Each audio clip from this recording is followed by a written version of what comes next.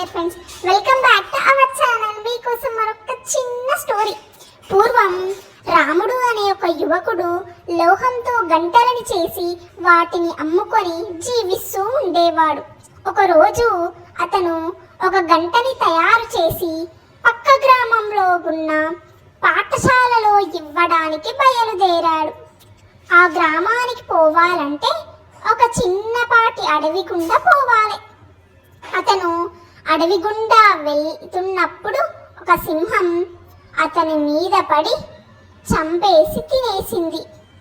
గంట మాత్రం అక్కడే ఉంది. కొంతసేపైన తర్వాత కొన్ని కోతులు అటుగా వచ్చాయి. గంటలు వాటిని వింతగా అనిపించి దాన్ని మోగిస్తే వచ్చే శబ్దానికి అవి ఆనందంగా గంతులు వేశాయి.